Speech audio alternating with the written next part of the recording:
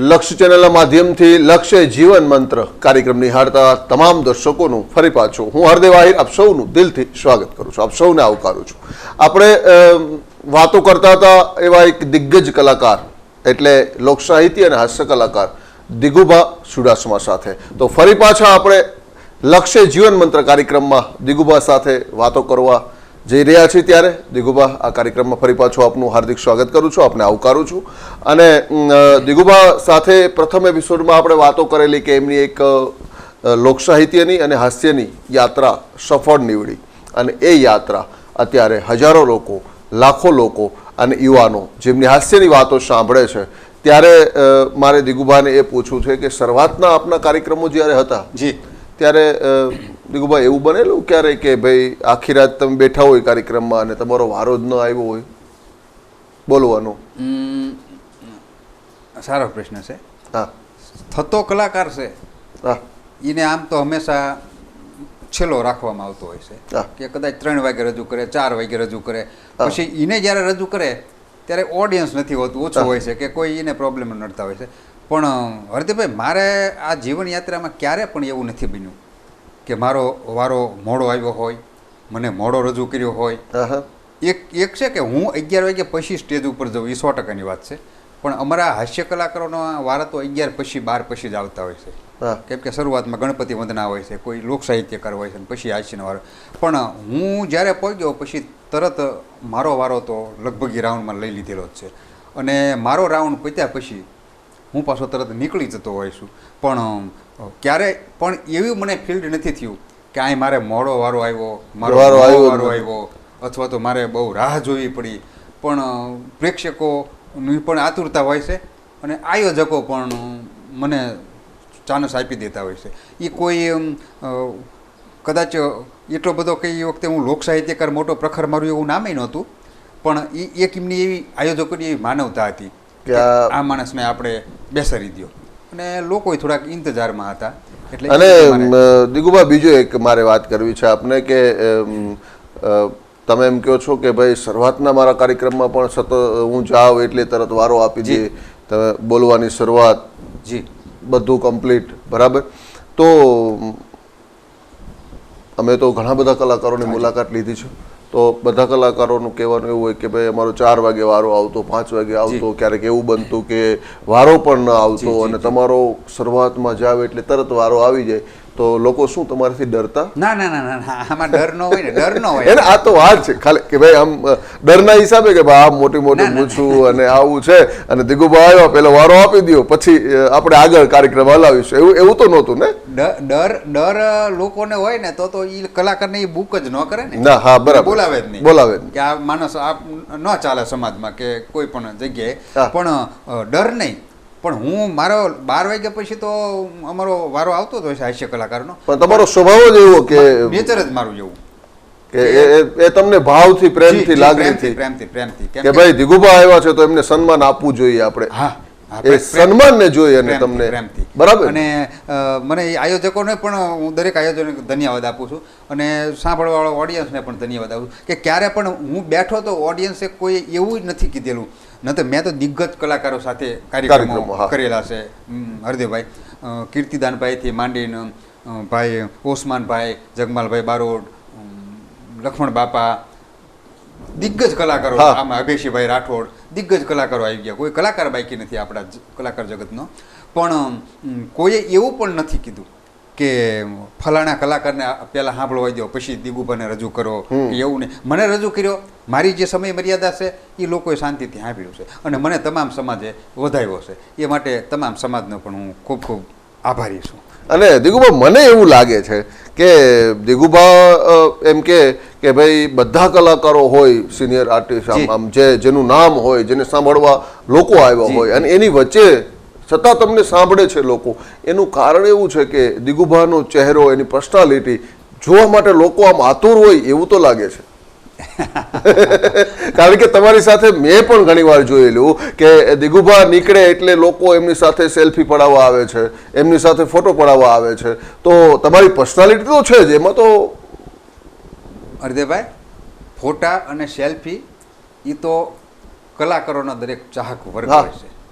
એટલે કોઈ કલાકારને હું નાનો ગણતો જ નથી. કલાકાર એની રીતે દરેક કેપેબલ જ હોય છે, પણ ઓડિયન્સમાં શું છે, અમુક કલાકારો પોતાના પ્રિય હોય છે. વાહ વાહ. એની સાથે વધારે સેલ્ફી, વધારે મિલાપ, વધારે બેસવું ઉઠવું, વધારે વાતચીત કરવી, એમાં મારું નામ વધારે. મોખરે ખરું. બીજું કે આ મૂછના હિસાબે ચહેરો આમ થોડોક પર્સનાલિટી અને હા, અને હું તો ઓડિયન્સમાં પણ કહું છું કે ભાઈ મૂછ છે ને એ આપણને ભગવાને જે આપણને પુરુષ તરીકે જન્મ આપ્યો છે એમાં મૂછ એક મર્દની નિશાની છે. વાહ. મૂછ એટલે કોઈ માણસ હામલો ડરવો ન જોઈએ મૂછથી. મૂછવાળા માણસને ભાળે એટલે હામલા માણસ પ્રફુલ્લિત થઈ જવું જોઈએ કે કોઈ મર્દ માણસ ઊભો છે અને એનો ડર જે હોય એ નીકળી જવું જોઈએ. આ મૂછ બીજાને બીવરાવવા માટે નથી, બીજાને પ્રફુલ્લિત કરવા માટે. મૂછના 9 ગુણ છે સાહેબ. વાહ, એ અમારા દર્શક મિત્રોને ખાસ સાંભળવા. હા, મૂછ કોણ રાખી શકે સાહેબ? મૂછના અમુક 9 ગુણ હોય છે, એ હું આપને 2-4 ગુણ આપને ગણાવું. કે મૂછ રાખ્યા પછી તમે એકલા થાળીમાં જમવા ન જોઈએ, તમારા ઘરે ડેલીએ કોઈ બીજો જમવા વાળો જોઈએ સાહેબ. વાહ વાહ. જેથી જમવા વાળો કોઈ ન આવ્યો તેથી સાહેબ થાળીની મારી પર ચપટીક ધૂળ મૂકીને જમવું જોઈએ, કારણ કે હું ધાન નહીં પણ ધૂળ ખાઉં છું એ સમજીને. વાહ વાહ, ખૂબ સરસ. વાહ વાહ. બીજા નંબરમાં મૂછ રાખ્યા પછી એને હાથ આમ નથી રખાતો, એને હાથ આમ રાખવો પડે છે. વાહ, કાયમ દાન દેવું. હા વાહ. કોઈને મદદ કરવી. હા, કોઈ પણ જાત, કોઈ પણ કાર્યમાં, ક્ષેત્રમાં. મૂછ રાખ્યા પછી બસની માઇલ પર આપણે મુસાફરી કરતા હોય, હવે આ પ્રાઇવેટ વાહનો થઈ ગયા સાહેબ, પણ બસની માઇલ પર આપણે કદાચ મુસાફરી કરતા હોય. વાહ. અને તમામ પેસેન્જરો બેઠા હોય, આપણે પણ બેઠા હોય, અને કોઈ એકલ દોકલ બેન ઊભી હોય તો આપણે ઊભા થઈને એ બેનને જગ્યા દઈને આપણે દરવાજામાં ઊભું રહેવું પડે. આ એક મૂછના ગુણ છે. વાહ વાહ વાહ. મૂછ રાખ્યા પછી કોઈ બેન દીકરીની છેડતી કોઈ કરતું હોય અને ત્યાંથી મર્દ નીકળ્યો હોય અને સામે કદાચ 5 યુવાનો હોય અને એને ખબર પડે કે મારે માર ખાવાનો જ વારો છે, આ ખબર છે છતાં એ કૂદે. વાહ વાહ. એ મૂછની ગરિમા છે સાહેબ. વાહ. હા, હવે આટલા અમુક ગુણો છે, એ ગુણ જો હોય અને એને મૂછ રાખી તો એ મૂછ કહેવાય, નહીતર સાહેબ ચોમાસાનું ખડું ઉગ્યું કહેવાય. વાહ વાહ વાહ વાહ. ખૂબ સરસ અને ખૂબ મોટી વાત તમે અમારા દર્શકો સાથે શેર કરી અને ખૂબ સરસ વાત છે અને એ ગૌરવભરી વાત છે. આમ તો દરબાર એટલે દરબારની ડેલીએ તો કાયમ માટે ડાયરાઓ અને મહેમાનો અને એ બધું સતત ચાલુ જ હોય, પરંપરા. અને અત્યારે તો આપની પાસે 4 વ્હીલ છે. જી જી. પણ એવું ક્યારેય બનેલું દીકુભા કે તમે બસમાં જતા હોય, કાર્યક્રમો બસમાં કરેલા હોય અથવા બાઇક પર કાર્યક્રમો કરેલા? હરદેવભાઈ, આમ તો આર્થિક રીતે તો અમે પહેલેથી સમૃદ્ધ. હા, એટલે 4 વ્હીલ તો અમારે પહેલેથી જ હતી. એટલે કોઈ દી બસમાં કે બાઇક લઈને આજે બધા કલાકારોએ સ્ટ્રગલ કરી હોય કે જે મહેનત કરી હોય, પુરુષાર્થ જે કર્યો કે ભાઈ ન હોય પોતાની પાસે એટલે બાઇક લઈને જતા હોય. અમુક કલાકારોના અમે ઇન્ટરવ્યુ લીધા છે તો ક્યારેય વાત કરેલી હોય સાયકલ લઈને જતા હોય, તો તમારે ક્યારે એવું કરવું પડ્યું? ના, એમાં શું છે, એ જે કલાકારોએ સાયકલ લઈને જતા હોય ને પછી આટલા હાઈટ ઉપર પહોંચ્યા હોય, એ કલાકારોને હું ધન્યવાદ આપું છું કે એને શૂન્યમાંથી સર્જન કર્યું. શૂન્યમાંથી. વાહ વાહ. શૂન્યમાંથી સર્જન કર્યું કહેવાય. પણ અમારે તો બાપ દાદીની પરંપરાને આર્થિક રીતે સદ્ધર હતા એટલે અમારે કોઈ દિવસ ઈ પ્રોબ્લેમ તો હતો જ નહીં કે કોઈ સાયકલ, વ્હીકલ, 2 વ્હીલ લઈને કાર્યક્રમ ના નાજી. પહેલેથી જ 4 વ્હીલ ગાડી તો અમારે પહેલેથી જ. અને ગમે તે અમારા કાર્યક્રમ હોય, બહુ આગે રનિંગ હોય, પછી અમારા પરિવારને ક્યાંય બહારગામ જવાનું થયું હોય તો એ ગાડી ગઈ હોય તો ક્યારેક જવલ્લે હું બસમાં ગયો છું એવું કાંઈ નથી, પણ મેજોરિટી કાર્યક્રમમાં તો પોતાની ગાડી હતી જ. વાહ વાહ વાહ. ખૂબ સરસ. આપણે દિગુભા સાથે વાતો કરીએ છીએ ત્યારે દિગુભા, અત્યારે જે કલાકારો ઘણા અત્યારના જે કલાકારો છે એ કલાકારો તમને સાંભળી અને પોતાની વાત રજૂ કરતા હોય, એવા કોઈ કલાકારોને આગળ આવવા માટે એવો કંઈ લક્ષ્ય ચેનલ અને લક્ષ્ય જીવન મંત્ર કાર્યક્રમ દ્વારા તમે એ યુવાનોને અને અત્યારના જે કલાકારો, નવા કલાકારો છે એને કંઈ સંદેશો દેવા માગો છો? હાજી. યુવાન મિત્રો, આમ તો મેં આપને હમણાં વાત કરી કે લોક સાહિત્ય એટલે લોકમાંથી નીકળતું સાહિત્ય. એ સાહિત્યકારો જે વક્તવ્ય કરતા હોય છે એમાંથી કાંઈક જીવનમાં લીધા જેવી વાતો હોય છે. દાખલા તરીકે અમે કોઈ હાસ્યની વાત કરી તો હાસ્યની અંદર પણ કોઈ એવો મેસેજ હોય છે, હાસ્યની અંદર પણ કોઈ એવો મેસેજ હોય છે કે જેને તમે પકડો તો એ જીવનમાં લીધા જેવી કામમાં આવતી હોય છે વાત, એવી વાતો કલાકારો વ્યક્તવ્ય કરતા હોય છે. હવે વાત એ આપની રહી કે નવા કલાકારો કોઈ એને શું માધ્યમ, તો નવા કલાકારોને પોતે જે જૂના કલાકારો દિગ્ગજ કલાકારો છે એની પાસેથી પણ કંઈ માહિતી લેવી, એને સંપર્ક કરીને કોઈ પૂછવું. કેમ કે અત્યારે આ 18 વર્ણ આપણા દરેક સમાજની અંદર એકતાની જરૂર છે ખાસ. સમાજની એકતા એ તો બરાબર છે, દરેક સમાજની એકતા હોય જ, અને સમાજનો વ્યક્તિ સમાજને વફાદાર જ હોય, એ પણ એક સારી વાત છે. પણ સમાજની એકતા કરતાં વધીને હું આપને જો અત્યારે વાત કરું ને આ માધ્યમ દ્વારા, તો 18 વર્ણની એકતાની જરૂર છે સાહેબ. બધા દરેકની, કે ભાઈ આપણે હિન્દુ છીએ, રાષ્ટ્રની એકતા. અને એ શું કામ કે અત્યારે આતંકવાદની આંધીઓ આપણા દેશની માથે તોળાય છે એટલા માટે સાહેબ. ન તો આ આતંકવાદની આંધીઓ પહેલાં નહોતી સાહેબ. અમારો કવિ લખે છે કે ક્યાંથી આવી આતંકવાદની આંધી, જનેતાઓના કુણા કાળજને કોણ પાપ્યા રહ્યા છે રાંધી. 3 ગાંધીઓને ગોળીએ દીધા પછી ક્યાંથી કાઢવો અમારે ચોથો ગાંધી. જ્યારે આતંકવાદની ગાંધીમાં આપણા વીરલા જ્યારે ના બલિદાન આ દેશની માથે દેવાના છે, એ આતંકવાદને આપણે નાબૂદ કરવા માટે 18 વર્ણ એક હશે ને સાહેબ, તો જ આપણે નાબૂદ કરી શકશું સાહેબ. અને એ વાતો લોક ડાયરામાંથી મળશે, એ વાતો ડિસ્કોમાંથી નહીં મળે. હા, આ લોક ડાયરા એ આપણી જૂની સંસ્કૃતિ સાહેબ, પરંપરા છે. આ ગામની માઇલ પર ભવાયા પહેલા આવતા સાહેબ, એમાંથી આપણી સંસ્કૃતિ મળી જતી. આપણે ભોએ જોયેલા? જી, મેં જોયેલા. અને ત્યાંથી પણ મને એક વ્યક્તવ્ય યાદ આવ્યું હતું અત્યારના સમયમાં આ ડિસ્કો ઉપર દુનિયા જ્યારે જાય છે ત્યારે, કે ભાંડ ભવાયા જ્યાં નાચતા અહીંયા આજ નાચે છે ખાનદાની. ભાંડ ભવાયા જ્યાં નાચતા અહીંયા આજ નાચે છે ખાનદાની. પછી ડેલીએ ડિસ્કા જાગ્યા ને આ બધી અસુરી છે આમદાની. આ બધી અસુરી છે સાહેબ. તમે જોજો વર્ષોથી કીર્તિભાઈ કે કોઈ આપણા મહાપુરુષો મહાકલાકારો એકના એક ભજન વર્ષોથી ગાય છે. કોઈ સાહિત્યકારો વાત કરતા હોય તો એકની એક વાત કરે છે. અમે હાસ્ય કલાકારો જોક્સ કહેતા હોય તો એકની એક વાત અમે કરતા હોય, એકની એક જોક્સ. પણ છતાંય લોકો સ્વીકારે છે. એનું કારણ શું? કે આપણું જ આપણને ગમે. તમે પીઝા બર્ગર કે પાણીપુરી ખાવ પણ બાજરાનો રોટલો ન ખાવ ને ત્યાં સુધી કોઠામાં ટાઢક ન વળે. આપણું જ આપણને ગમે. એટલા વર્ષોથી. અને તમે જોજો 200-250 કરોડના ખર્ચે હિન્દી પિક્ચરો ઉતરે છે ને પણ 8 દિવસ ટોકીજમાં ન હાલે. અને આપણા ડાયરા 100 વર્ષથી હાલે છે. કારણ કે આપણું જ આપણને ગમે, આપણી સંસ્કૃતિ છે એટલે આ હાલે છે. એટલે આ તમામ ઓડિયન્સને પણ હું ધન્યવાદ આપું છું કે આ લોક ડાયરા સાંભળીને પોતે આ સંસ્કૃતિને જીવંત રાખે છે. એમાં એ પણ આપણા સહભાગી છે. વાહ જી. અને તમે પીઝા બર્ગર અને રોટલાની વાત કરી ત્યારે મારે જાણવું છે કે દિગુભાને વધારે શું જમવું ગમે? આમ તો વર્ષોથી મારો ખોરાકમાં તો નિયંત્રણ જ છે કે મને મારું કાઠિયાવાડી જ ખાણું ગમે છે. મેં ક્યારેય કોઈ ઠીક પ્રસંગોપાત ક્યાંક ગયા હોય એટલે ત્યાં તો પછી આપણે જે હોય ચલાવી લેવાનું હોય છે. પણ જાજુ તો મને આપણો બાજરાનો રોટલો, રીંગણાના ઓળા, એ કાઠિયાવાડી એમ કહેવાય છે કે અમારો સાહિત્યકારોએ લાડ લડાવ્યા છે કાઠિયાવાડીને ખાણાના સાહેબ. કે મહુવાની ધરતીનો બાજરો હોય, કાઠિયાવાડની ધરતીનો બાજરો હોય, ધાંગધ્રાની ઘંટીએ દળ્યો હોય, કોઈ વવારું હોય, નવોઢા વવારું હોય, કે કોઈ કૃષ્ણા જેવી ભોળુની દીકરીએ 2 હાથથી ઘડ્યો હોય, તલગાજણીની પવિત્ર ધરતીની માટીમાંથી બનેલી તાવડીમાં ચડ્યો હોય, પડખા આખા રીંગણાનો વાટકો ભર્યો હોય અને માખણનો પીંડો પડ્યો હોય. અને એ ભગવાને એ કોળિયો જેથી મોઢામાં મૂક્યો ને તેથી પછી એને રૂક્ષ્મણીને રાધાને મોબાઈલ કરીને કીધું હતું મારું વનરા વનસે રૂડું હું વૈકુંઠ નહીં રહે આવું. આ આપણું કાઠિયાવાડ છે.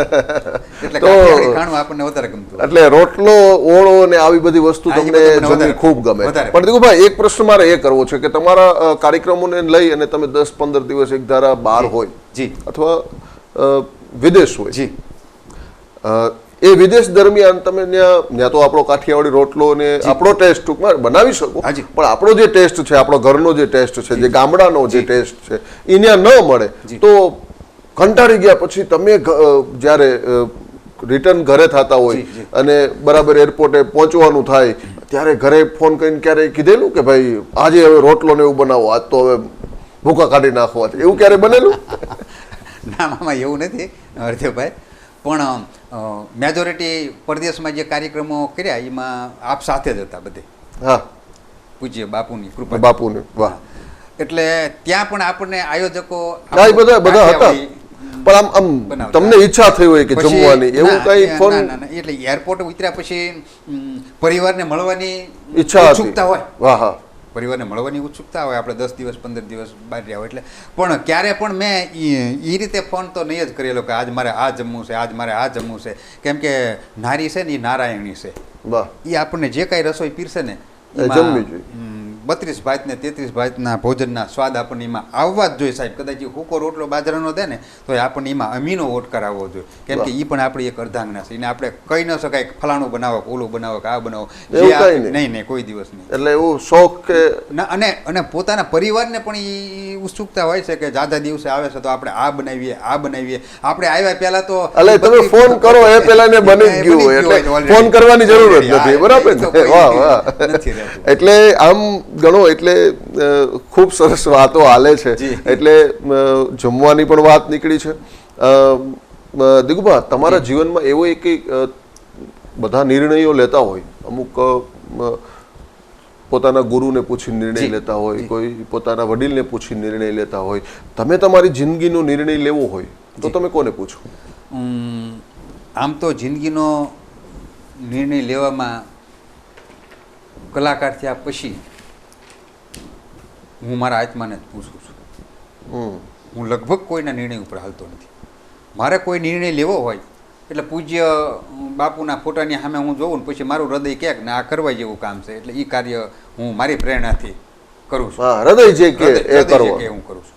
બીજી વાત કે કલાકાર પહેલાંનું જે મારું જીવન હતું, આપણે જે અગાઉ વાત કરી મારા લોકજીવનની, એમાં એ વખતે જે મારા જીવનમાં કોઈ ઘટનાઓ બનતી એના સાક્ષીઓ બધા અમારા અનિરુદ્ધસિંહ ચુડાસમા, મારા પરમ સ્નેહી, અને એ સમયમાં જે મારે ઘટના ન કરવી જોઈએ અને હું કરતો, એ વખતે આ મારા પરમ સ્નેહીઓ બધા મારા સિંદરા તાણતા અને લોકોને સમજાવતા કે હવે આવું નહીં કરે. કેમ કે એ જીવન એક જુદું હતું અમારું.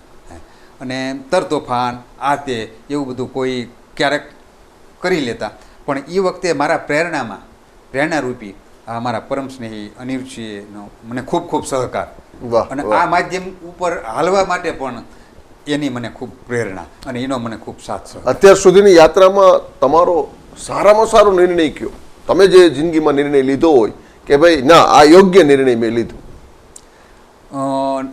નિર્ણય તો લગભગ આપણે જે લેતા હોય, આમ તો લગભગ યોગ્ય નિર્ણય હોય તો જ આપણે લેતા હોય છે. પણ કોઈ એવો સારો નિર્ણય મારો કોઈ હતો તો એ મેં પૂજ્ય બાપુની કથા હમઢિયાળા જ્યારે બેહવાની હતી ને એ વખતે મને શંકરદાનભાઈ ગઢવીનો ફોન આવ્યો કે પૂજ્ય બાપુની કથામાં હમઢિયાળા આપણે જવાનું છે. પણ મેં એ વખતે કીધું કે ભાઈ મને કંઈ આ કથા બથામાં બહુ, કેમ કે એક એ પણ છે પૂજ્ય બાપુને એ કીધેલી આ વાત કે ભાઈ અમે કથામાં ન આવી એનું કારણ શું કે અમે અમારી કંઈક ટેટેસ હોય છે. જોકે બાપુની કથામાં ટેટેસ હોવી ન જોઈએ, પણ પહેલાંના જીવનમાં આપણા મનથી એવું ગણતરી ખરી એમ કે ભાઈ અમે ક્ષત્રિય છીએ, વળી તમે કથામાં આમ બેસો ને આઘા બેસો ને અહીં ન બેસો ને એમાં પાછા એવા ઘણા હોય છે. એટલે હવે અમે પછી આવ્યા હોય રામાયણ સાંભળવાનું થાય મહાભારત. એટલે અમારા નેચર પ્રમાણે હું નહોતો જતો. આ બાપુને મેં વાત કરી. પછી છતાંય મેં નિર્ણય લીધો કે ના, આપણે બાપુની કથામાં જવું છે, ત્યાં આપણું જે કાંઈ ટેટેસ છે એ બધું ઘરે હિંડોળા ખાટ ઉપર મૂકીને આપણે નીકળવાનું. પછી વાહ, ત્યાં એક ભક્ત તરીકે, એક આમ આદમી તરીકે જ આપણે જવું છે. એ નિર્ણય મેં લીધો અને પૂજ્ય બાપુના સાનિધ્યમાં હું ગઈને એ નિર્ણય મારો એટલો બધો હરદેવભાઈ સફળ નીકળ્યો કે એ નિર્ણયે મને આજે આ ટોચ સુધી પહોંચાડ્યો છે. વાહ. આવા ક્યારેક એવા નિર્ણય લેવા જતા હોય છે કે એ નિર્ણયથી માણસને પોતાની એક પ્રગતિ મળતી હોય છે અને એક શિખર ઉપર પહોંચાડી દેતા હોય છે. અને એમાં પરમ પૂજ્ય પરમ વંદનીય મોરારી બાપુના જેમના ઉપર કૃપા છે અને એમનો આશીર્વાદ પણ છે. ત્યારે દિગુભા, મારે એક બીજો પ્રશ્ન આપને કરવો છે. તમે તમારા સંતાનોને કેટલી છૂટ આપો અત્યારે આ જીવનમાં? અત્યારે મોબાઈલનો યુગ છે, અત્યારે ખૂબ યુગ પરિવર્તન છે, ત્યારે દિગુભા પોતાના સંતાનોને કેટલી છૂટ આપે? મુદ્દાનો પ્રશ્ન. સંતાનોમાં તો પરંપરા પ્રમાણે હોય છે. અમારા બાપુજીએ અમને લગભગ દુઃખી નથી જ કર્યા, સનાતન સત્ય.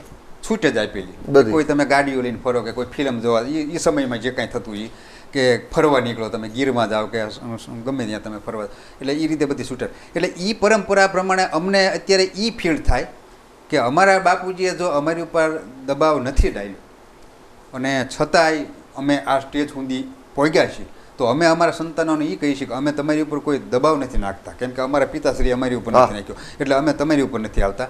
પણ અમે અમારા બાપ દાદાના કુળને કોઈ આંગળી ચીંધી જાય એવું કાર્ય નથી કર્યું, એવું કાર્ય તમે ન કરતા. વાહ વાહ વાહ, ખૂબ સરસ, ખૂબ મોટી વાત દિગુભા તમે લોકો સુધી પહોંચાડી છે કે લોકો આ બાળકોને ટોર્ચર વધારે કરવા કરતા એની આપણી પરંપરા જે છે, આપણા વડવાઓની જે પરંપરા છે એમની એકવાર વાત કરી દેવાય કે આ રીતે જીવન જીવજો, બાકી છૂટ છે. હા, બાકી છોકરાઓને તમે ભણતા, અત્યારે ભણતરનો યુગ છે હરદેવભાઈ, તમે ભણાવો, ખેતર વેચી નહીં ભણાવો, હું જ કહું છું. પણ વેકેશનમાં પછી ટ્યુશન છે ને ફલાણા આમ છે ને આ છે, એને કરતાં તમે ગામડામાં વેકેશનમાં આપણા બાપ દાદાના પરિવાર કુટુંબ સગા સ્નેહીઓને સાથે આપણા સંસ્કાર છે, આ આપણી રહેણીકરણી છે, આ 18 વરણ અમે ગામડામાં આવી રીતે હંપીને રહીએ છીએ, એ બધી આખી જે સંસ્કૃતિ તમે શીખવાડો છો ને, તમે ખૂબ ભણાવો છોકરાઓને, ખૂબ ભણાવો, પણ એટલું બધું ન ભણી જાય કે ભણ્યા પછી એમ કે કૃષ્ણ ડાર્ક કલરનો હતો, એને શ્યામ શબ્દ શીખવાડજો. શ્યામ આપણી સંસ્કૃતિ છે. વાહ વાહ, એ અમે લોકોને પ્રેરણા આપતા હોય છે. વાહ. અને દિગુભા, અત્યારના લાખો યુવાનો યુટ્યુબના માધ્યમથી આપને એને આપના ડાયરાને અને આપની હાસ્યરસની વાતોને નિહાળે છે, તો આ યુવાનોને કંઈ તમે સંદેશ દેવા માંગો છો? હાજી, યુવાનોને મારો સંદેશ એક જ કે એક તો વ્યસનથી દૂર રહેવું, વાહ, એક ફેશનથી દૂર રહેવું. આ લક્ષ ટીવીના માધ્યમથી, આ ટીવીને પણ હું ખૂબ ખૂબ ધન્યવાદ આપું છું કે આ માધ્યમથી, અને લક્ષ ચેનલ તો એક ધર્મની અને ધાર્મિક સંસ્કારી ચેનલ છે. સાહેબ, હવે પશ્ચિમના દેશની જે સંસ્કૃતિઓના આક્રમણ થઈ ગયા છે ને આપણા દેશમાંથી ચેનલોના, એમાં આવી 1-2 ચેનલો જ બચી છે કે જે લોક હૃદય સુધી સંસ્કૃતિની વાતો પહોંચાડી દે. એ માટે હું આ લક્ષ ચેનલને ખૂબ ખૂબ ધન્યવાદ આપું છું. એટલે આ માધ્યમ દ્વારા હું એ કહેવા માગું છું કે એક તો વ્યસન એ આપણા ખાનદાનમાં ન હોવું જોઈએ. હા, અમારા ભગત બાપુ કવિ કાગે પણ એક દુઆમાં કીધું છે કે દ્વારકાનો નાથ હતો ભગવાન કૃષ્ણ, પણ દારૂમાં એની આખી પેઢી સાફ થઈ ગઈ છે. હા, એટલે આ વ્યસન એક તો ખૂબ દુઃખદાયક છે. અને કાગે પણ લખ્યું છે કે દ્વારકાની પેઢી હે મેલી હાવરેડી, હજીયામાં ઉઠી ગઈ જાદવની આખી પેઢી રે, હે દારૂડા તારી દોસ્તી રે રેજી. સાહેબ, એક દારૂના દોસ્તીએ અખિલ બ્રહ્માંડનો અધિપતિ કૃષ્ણ પરમાત્માની જો આખી પેઢી ઉબાડી દીધી હોય તો હું તમે તો કઈ વાડીના મૂળા સાહેબ, આપણી મિલકતને જતાં શું વાર લાગે.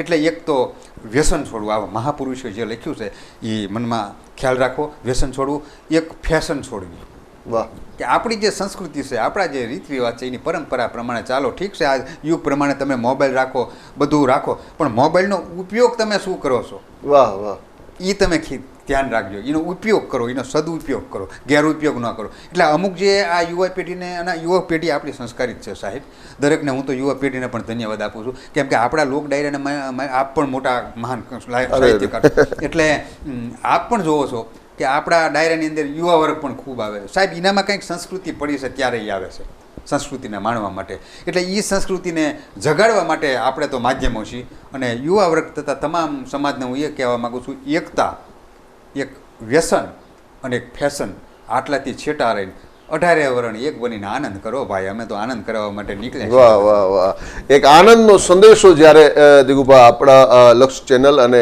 લક્ષ્ય જીવન મંત્ર કાર્યક્રમ દ્વારા આપી રહ્યા છે, ત્યારે દિગુભા આજથી 10 વર્ષ પછી, જી, આજથી 10 વર્ષ પછી આ ભારતનું ચિત્ર તમે કેવું જોવો છો? તમને શું લાગે છે? ભારતનું ચિત્ર, બહુ સારો પ્રશ્ન કર્યો છે આપે. ભારતનું ચિત્ર તો મહાપુરુષોના હાથમાં હોય છે, જે આપણા નેતાઓને આપણે કહી શકીએ છીએ. એ ક્યાં સુધી આપણું ભારતને કઈ સ્ટેજ સુધી લઈ જાય છે એ એક આપણે જોવાનું રહેશે. આપણે તો કોઈ નેતાને મત આપી દીધો, આપણે વિશ્વાસથી એને બેહર્યો, એ કેટલો આગળ નીકળે. દાખલા તરીકે આજની તારીખમાં જો ગણીએ, હું તો કોઈ રાજકારણી નથી, વાહ, રાજકારણમાં મેં ખૂબ પ્રગતિ પણ કરેલી છે, કેમ કે હું 4 તો ચૂંટણી લડ્યો છું, વિધાનસભા સુધી હું ચૂંટણી લડ્યો છું.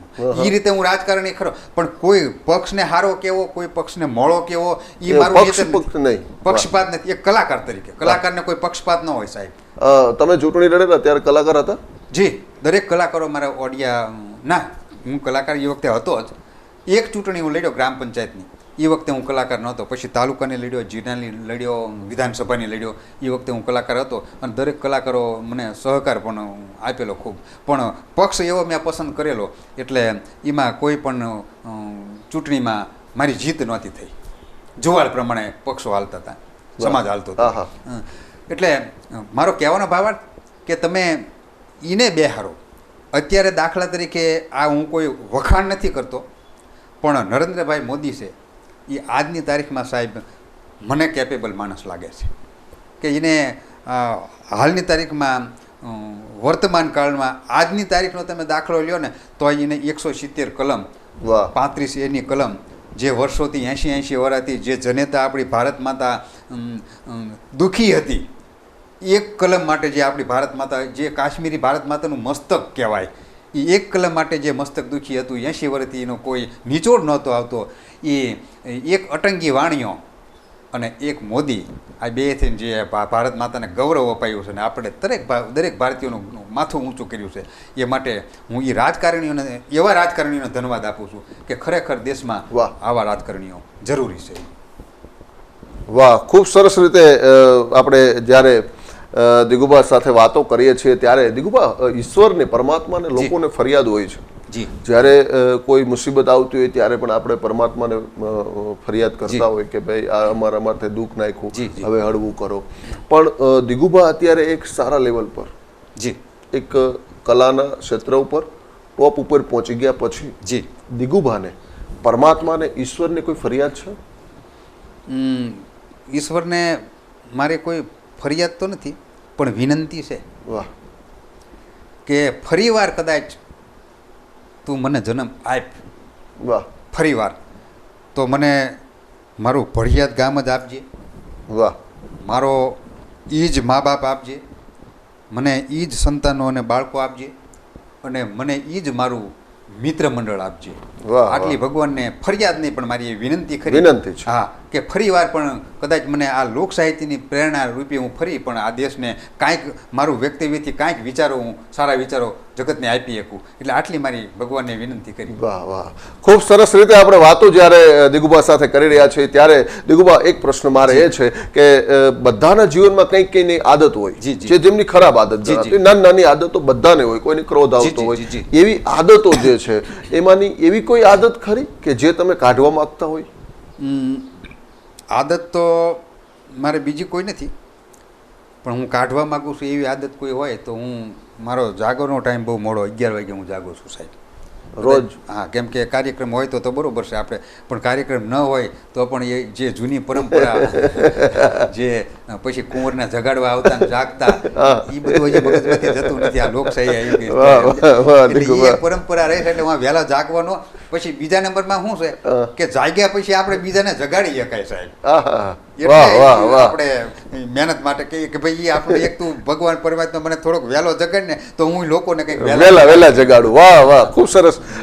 જે આરામ કરવાની વધારે જે આદત છે એ આમ તો મહેનત કરી એટલે છૂટી જ જાય, અને તમારી મહેનત ચાલુ જ છે, એટલે કોઈ વાંધો નથી. પણ તમારા જીવનમાં દિગુભા એવી કોઈ વ્યક્તિ ખરી? કારણ કે બધી વ્યક્તિઓના અમુક વ્યક્તિ ઉપર પ્રભાવ પડતા હોય, કે પ્રભાવશાળી વ્યક્તિ હોય કે જેના સાયામાં આવ્યા પછી આપણે નીકળી ન શકતા હોય, પણ દિગુભાના જીવનમાં એવી કોઈ વ્યક્તિ કે તમારા જીવન ઉપર જેમનો જબરદસ્ત રીતે પ્રભાવ પડ્યો હોય? હા, એ તો હરદેભાઈ, હું આપણે પ્રભાવની, જો મારા જીવન ઉપર કોઈ પ્રભાવ જબરદસ્ત વ્યક્તિનો કોઈ હોય તો એ બાપુ સિવાય તો હું કોઈને કહી ન શકું. એ તો પૂજ્ય બાપુનો પ્રભાવ, અને પૂજ્ય બાપુ માટે વંદન છે. પણ એ બાપુનો એટલો બધો પ્રભાવ ને કે કોઈ પણ વાત જ્યારે મારી નાની ઉંમર હતી એ વખતે મારા મિત્ર મંડળનો મારી ઉપર પ્રભાવ કે એ કહે એ પ્રમાણે હું પછી હાલતો એ રસ્તા ઉપર. પણ અત્યારે પૂજ્ય બાપુનો મારે પ્રભાવ છે. જે બાપુ જે બોલે છે, બાપુ જે વ્યક્તિત્વ કરે છે, બાપુ જે સત્ય, પ્રેમ અને કરુણા ઉપર એ રસ્તાએ હાલવા માટે હું પૂજ્ય બાપુની કૃપાથી પ્રયત્ન કરું છું. વાહ વાહ, ખૂબ સરસ. દિગુભા સાથે વાતો ચાલે છે ત્યારે લક્ષ્ય એ જીવન મંત્ર કાર્યક્રમમાં મારે દિગુભાને છેલ્લો પ્રશ્ન આપના વતી પૂછવો છે કે દિગુભા, તમારું કોઈ લક્ષ્ય ખરું હવે? ભગવતીની દયા અને પૂજ્ય બાપુને પ્રેરણાથી મારું તો આજીવન, જ્યાં સુધી ભગવાને શ્વાસ આપણા લખ્યા હોય ત્યાં સુધી ભગવાનને હું કહું છું કે એવી મને શક્તિ આપજે કે લોક હૃદય સુધી અમારી સંસ્કૃતિની વાતો અમે પહોંચાડી અને આ ગુજરાતની ધરતીને, ગુજરાતની ગરિમાને અમે ઉજ્જવળ રાખીએ. ગુજરાતની પરંપરા, આપણી ભારત દેશની પરંપરા, આપણી ભારત માતાની ગૌરવ ગાથાઓ અમે ગાતા રહીએ અને અમે તમામ કલાકારોને ગાતા રહીએ. એવા તમામ કલાકારોને તું હિંમત, શક્તિ અને તાકાત આપજે એવી અમારી ભગવતી અને પૂજ્ય બાપુને પ્રેરણા. વાહ, ખૂબ સરસ.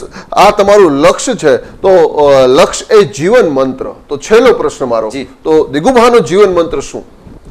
બસ મેં આપને હરદેભાઈ વાત કરી, મારું જીવન મંત્ર હવે એક જ છે કે આ માધ્યમથી કોઈ આપણે પૈસો બનાવવો એ આપણું જીવન મંત્ર નથી, પણ આ માધ્યમથી લોક હૃદયમાં વાતું પહોંચાડવી અને લોકો આ વાત અમારી મગજમાં લે છે, હૃદયમાં ઉતારે છે અને એ પ્રમાણે અમુક લોકો વર્તે પણ છે. એવા અમને પણ એવા દાખલા પણ મળેલા છે કે તમે આ વ્યક્તિત્વ કર્યા પછી આ રસ્તો અમે બંધ કરી દીધો છે, આ વ્યસન અમે મૂકી દીધું છે. એટલે અમને એમ થાય કે અમે જે બોલ્યા, જે મહાપુરુષોએ, જે ચારણોએ શબ્દો લખ્યા છે એ શબ્દો અમે બોલ્યા અને લોકોએ એ શબ્દોને સાર્થક કર્યા, એનું અમને પણ એક ગૌરવ હોય છે. વાહ, ખૂબ સરસ રીતે આપણે દિગુભા ચુડાસમા એવા લોક સાહિત્ય અને હાસ્ય કલાકાર સાથે મુલાકાત કરી, એમની સાથે ખૂબ આનંદ માણ્યો. એટલે લક્ષ્ય ચેનલ અને લક્ષ્ય જીવન મંત્ર કાર્યક્રમ વતી દિગુભા, હું આપનો ખૂબ ખૂબ આભારી છું અને ફરી પાછા આ લક્ષ્ય જીવન મંત્ર કાર્યક્રમ અને લક્ષ્ય ચેનલને આ રીતે આપનો સમય અમને મળતો રહે આપની પાસેથી, એવી આપની પાસે મારી પ્રાર્થના પણ છે. તો ફરી પાછા બીજા એપિસોડમાં એવા કોઈ દિગ્ગજ કલાકારો સાથે ફરી પાછા મળીશું. ત્યાં સુધી અમને વિદાય આપો. આપ સૌને ધન્યવાદ.